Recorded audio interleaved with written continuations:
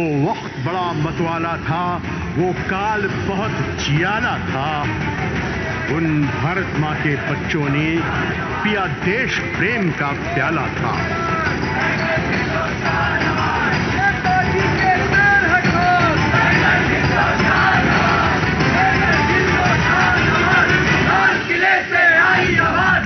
दिल्ली के इस लाल किले में जय नेताजी की छाई थी। उधर मुंबई में नौसैनिक युवकों ने क्रांति बचाई थी।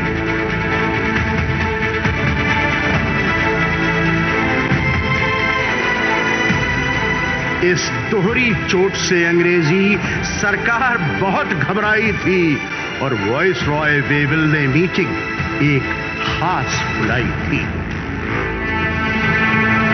Marshal Claude Auchinleck, you've been the Commander-in-Chief of the British Indian Army for a long time.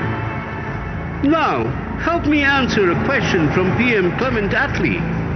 If there is another mass insurgence from Gandhi and his people, like in 1942, do you think the Indian Army will follow orders and put it down? I know from my long experience with Indian troops, sir, it is hard to know the feelings of the Indian soldiers. And, sir, today none of us know how the Indian ranks feel about the Indian National Army of Subhash Chandra Bose. Well. By the time I took over as Viceroy of India, this man had gone. But you have known this country for long. Tell me more about the Subhash Chandra Bose. He is if I may say, a maverick, sir. How shall I put it?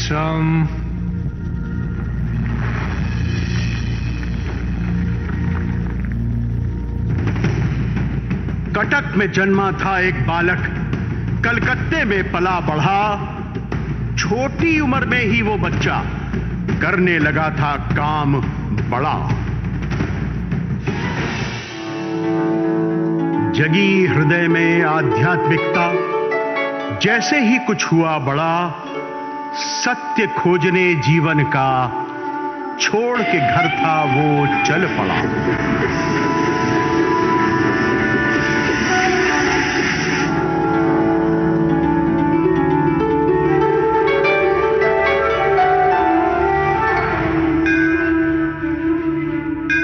Hemant, गुरु और ईश्वर तो मुझे नहीं मिला, किंतु एक ज्ञान अवश्य मिल गया है। और वो क्या है? कितना गरीब बना दिया है हमारे देश को इन अंग्रेजों ने। कभी अपना भारत सोने की चिड़िया कहलाता था, आज वो चिड़िया उड़ना तो दूर, चलने के काबिल भी नहीं रह गई है। जब तक हमारे जैसे लोग देश के दीनहीन, पीड़ित, शोषित लोगों को अपना ईश्वर नहीं मानेंगे, तब तक भारत माता का उद्धार नहीं होगा। मैं घर वापस जाना चाहता हूं। अब से भारत माता को अंग्रेजों की दास्तां से मुक्त कराना ही मेरी पूजा अर्चना भक्ति होगी।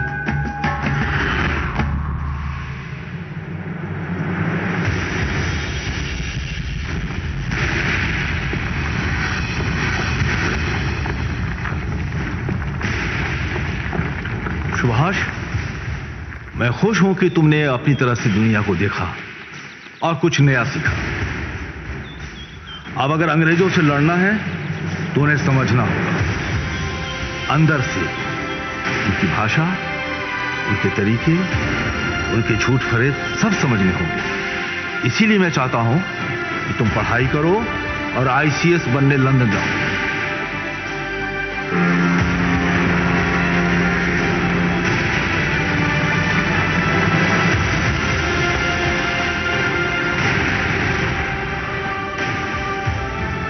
माता पिता के समझाने पर तैयार हुआ लंदन जाने।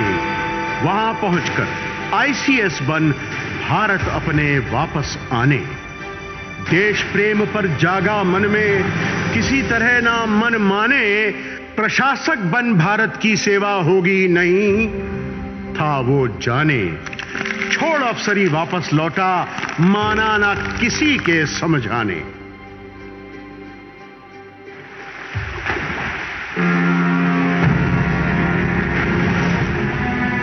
बंबई उतर मिला बापू से, कलकत्ते में चितरंजन दास।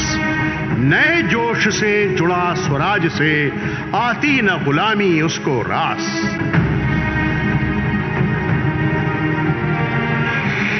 जेल गया दर्जनों बार वो, मन में लिए एक नूतन आस। देश निकाला 2 बार झेला, किंतु न डिगने दिया विश्वास। अंत में बना अध्यक्ष कांग्रेस का, युवजन का नेता था खास। वहां भी जब पाई जंजीरें, छोड़ के चल दिया अपना ताज।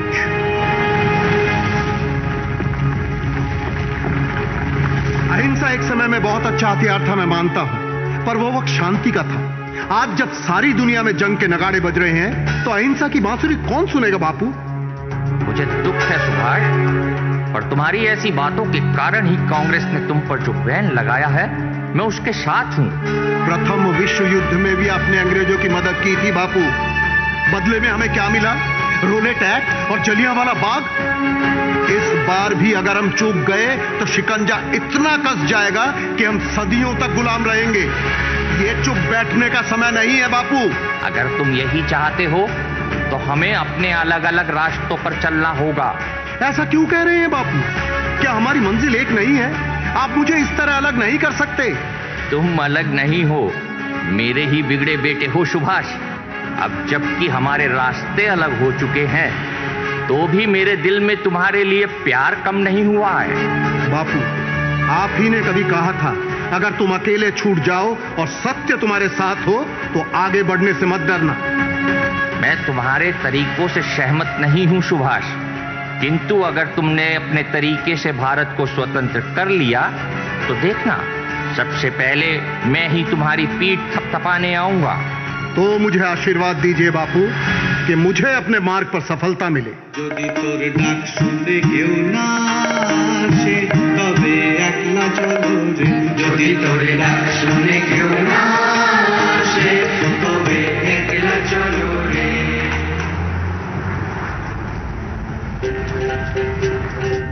ओझल हो सबकी आंखों से पहुंचा वो अफगानिस्तान। फिर चलकर जर्मनी गया वो, धरकर एक नई पहचान। यहां मैं महफूज जरूर हूं, पर यहां से भारत की आजादी का काम नहीं हो सकेगा। उसके लिए मुझे जर्मनी या रूस जैसे मजबूत देश जाना होगा। बिना पासपोर्ट के? अब तक रूस और जर्मनी के राजदूतों ने आपको न पासपोर्ट दिया है न वीजा। हमारे और भी दोस्त हैं Bhagat Ram. Passport. Your name sir? Count Orlando Mazzotta from Italy.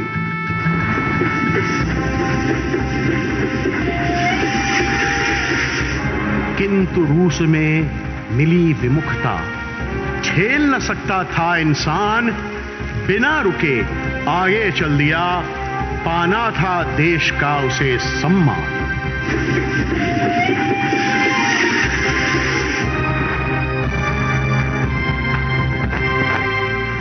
Germany में आजाद हिंद फौज बनाई, जिसका था एक शेर निशान। प्रथम बार था गाया गया आजाद हिंद का राष्ट्रगान। सुख चैन की बरखा बरसी, भारत भागे जहां।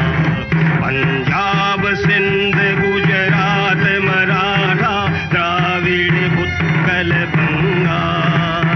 चंचल सागर विंध्य हिमालय, नीला यमुना गंगा।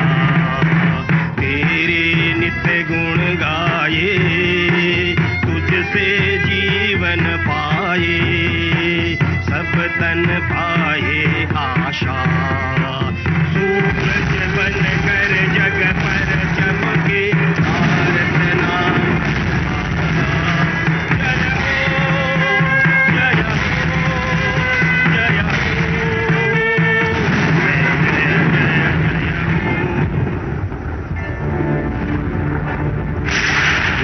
विश्व युद्ध में, लेकिन नेताजी को किया हल्कान। पनडुब्बी में चलकर मेडागास्कर पहुंचा वो इंसान।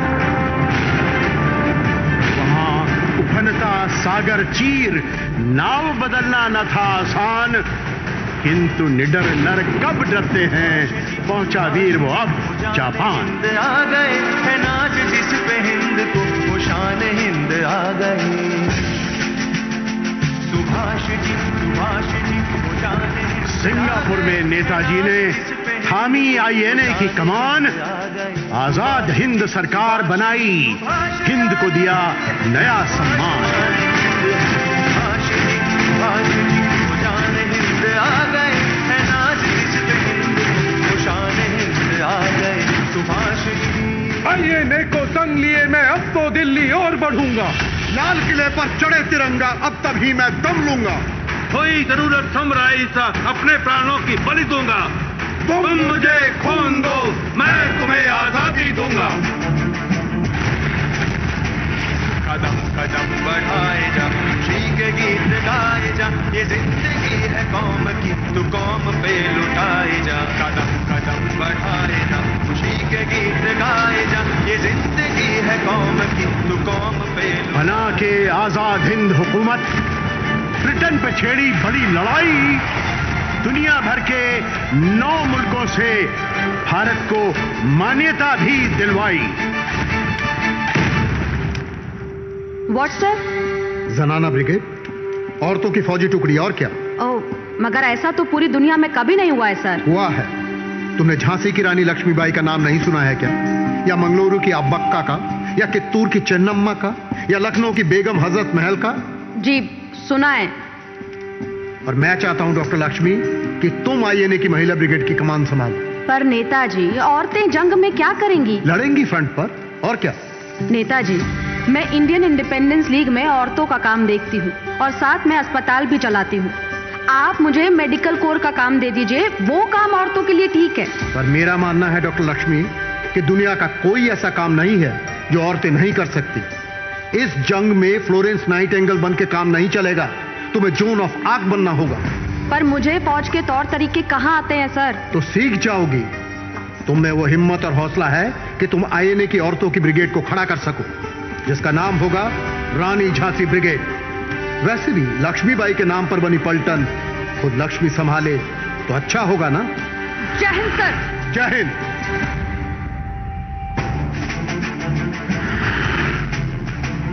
कदम कदम बढ़ाए जा, खुशी के गीत गाए जा, ये जिंदगी है कौम की, तू कौम पे लुटाए जा। कदम कदम बढ़ाए जा, खुशी के गीत गाए जा, ये नेताजी ने आगे बढ़ अंडमान पे भारत ध्वज फहराया, निकोबार को नाम स्वराज दे दी उसे नई एक काया।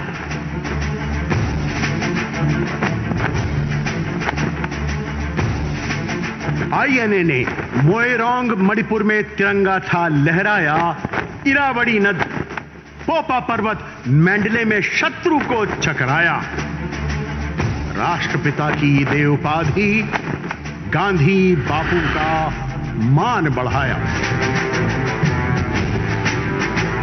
हम दिल्ली दिल्ली जाएंगे, हम अपना हिंद बनाएंगे, फौजी बन के रहना है, दुख दर्द मुसीबत सहना है, सुभाष का ये कहना है, चलो दिल्ली चल के रहना है। किंतु समय कब रहा एक सा, शिथिल पड़ी जीतों की रवानी, पीछे हटने लगी हार के अपनी मित्र सेना जापानी।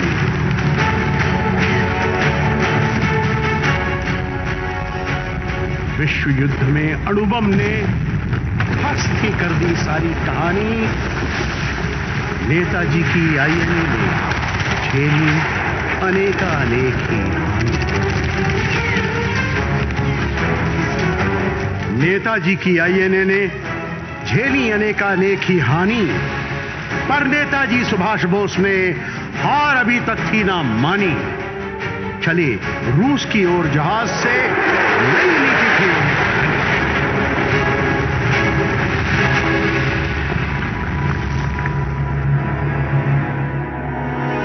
याद रखो साथियों, जापान जंग हारा है, हिंदुस्तान नहीं। मैं मंचूरिया के रास्ते सोवियत रूस जाऊंगा और भारत की आजादी की जंग जारी रखूंगा, मगर इस जहाज में सिर्फ एक और सीट हमें मिल सकती है। इसलिए मेरे chief of staff Habibur Rahmani मेरे साथ जाएंगे। तो मेरा आखिरी ऑर्डर ऑफ द डे लिख लो आबिद। Yes sir.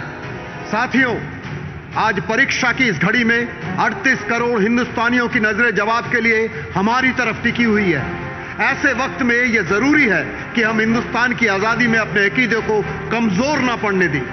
हमारी मंजिल एक थी, एक है और एक रहेगी, दिल्ली। हां, दिल्ली तक पहुंचने की राहें अनेक है। आजाद हिंद फौज के अमर जवानों का खून एक न एक दिन जरूर रंग लाएगा। अब दुनिया में कोई ताकत नहीं जो भारत को गुलाम बना के रख सके। भारत आजाद होकर रहेगा और बहुत जल्द वो आजाद होगा। साथियों, हम जल्दी मिलेंगे एक आजाद हिंदुस्तान में और लाल किले पर अपना तिरंगा फहराएंगे। जय हिंद, जय हिंद। किंतु भाग में कुछ और लिखा था। ओझल हुआ वो हिंदुस्तानी, जीते जी ही लिखी सुभाष ने अपनी कहानी, अपनी जुबानी। 3 हरफों में वो कह गए, इत्तेफाक, एहतमाद, कुर्बानी।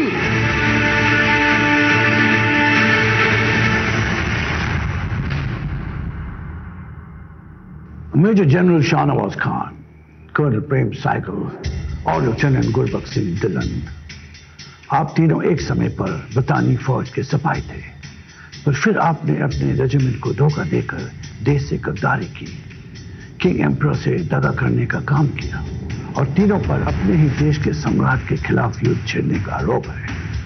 Major general Khan and colonel साइकिल, आप दोनों पर अपने ही फौजी सिपाहियों के कत्ल का भी इल्जाम साबित हुआ है। क्या आप तीनों को अपना जुर्म कबूल है? मैं नवंबर सन 1944 के आखिर तक आजाद हिंद फौज की आला कमान का मिलिट्री सेक्रेटरी था और कुछ अरसे तक असिस्टेंट चीफ ऑफ स्टाफ भी। दिसंबर के महीने में मुझे एक रेजिमेंट की कमान सौंपकर पोपा की हिफाजत के लिए भेज दिया गया। मैंने आजाद हिंद की आरजी हुकूमत की फौज की तरफ से अपने मुल्क को आजाद करने की जंग में हिस्सा लिया। जिनीवा कन्वेंशन के तमाम कानून को मानते हुए हमने ये जंग लड़ी और मैं इसे जुर्म नहीं मानता, बल्कि मुझे खुशी है कि मैंने पूरी कुव्वत और सलाहियत से अपने देश की सेवा की है। जय हिंद। सन 1943 की जुलाई में नेताजी से मुलाकात से पहले मेरा सियासी शऊर 0 के बराबर था। मेरी परवरिश एक ऐसे फौजी अफसर के तौर पर हुई थी जो अंग्रेजों के नजरिए से इंडिया को देखता था। मुझे सिखाया गया था कि जंग और स्पोर्ट्स के अलावा सब कुछ हेच है। और तब नेताजी सिंगापुर आए और मैंने उन्हें करीब से देखा। इससे पहले मैंने उनका नाम तक नहीं सुना था और ना ही उनके काम का इल्म था। उनकी तकरीरों का मुझ पर गहरा असर हुआ। एक अजीब जादू था उस शख्सियत में, एक अजीब कैफियत थी। उन्होंने मेरी आंखें खोल दी और पहली बार मैं हिंदुस्तान को एक हिंदुस्तानी की नजरों से देख सका। यह फैसला मेरे लिए बड़ा मुश्किल था, पर मैंने तय कर लिया कि मैं ताजिंदगी उन्हें अपना लीडर मानूंगा और नेताजी के पीछे पीछे चलूंगा। गर्ज की मेरे सामने 2 रास्ते थे। एक तरफ मेरा मुल्क था और दूसरी तरफ वो बादशाह जिसके नाम पर मैंने हलफ उठाया था। मैंने वतन परस्ती की राह अपनाई और नेताजी से वादा किया कि मैं वतन की राह पर कुर्बान होने को तैयार हूं। जय हिंद। मैंने अपने सारे वॉलंटियर से कह दिया था कि आजाद हिंद फौज में तभी शामिल होना अगर तुम्हें अपने मुल्क से प्यार हो और उसके लिए तुम हर तकलीफ उठाने को तैयार हो। मैं अफसर था, फिर भी कई बार मुझे 20-20, 30-30 घंटे बिना पानी की एक बूंद देखे रहना पड़ता था और खाली पेट 2-2, 3-3 दिन गुजारने पर मैं मजबूर था। अगर एक ब्रिगेड कमांडर को इतनी दुश्वारियां उठानी पड़ी तो सोचिए कि मेरे सिपाहियों को किन किन मुश्किलों से गुजरना होता होगा, मगर फिर भी उन्होंने मेरा साथ नहीं छोड़ा। अगर हमने उन्हें जबरदस्ती भर्ती किया होता तो क्या यह सब मुमकिन था? मगर नहीं, हम सब अपनी मर्जी से पूरे होश और हवास में हिंदुस्तान की आजादी के लिए कुर्बानी देने, शहीद होने आए थे। जय हिंद। नेताजी की जय, आजाद हिंद फौज की जय, भारत माता की जय। नेताजी की जय, आजाद हिंद फौज की जय, भारत माता की जय। नेताजी की जय, आजाद हिंद फौज की जय। Sir, I got a discreet inquiry made, and the report says, because of the INA, the Indian troops have ceased to be reliable. Actually, they are almost likely to break into a revolt. And without the Indian troops, we will not be able to control the situation. If that happens, how will we be able to control the situation? Lord Wavell, perhaps it is not a question of if, but when, sir. And in that case, to regain control, sir, nothing short of an organized military campaign for the reconquest of India will be needed. Because such a revolt will not only be confined to India, but will spread to Indian troops deployed in Burma, Malaya, Java, and the Middle East. In short, you are telling me that I should inform London that because of this man, Subhash, we are no more capable to rule India anymore? And we will have to free India after almost 200 years of British rule? Yes, sir.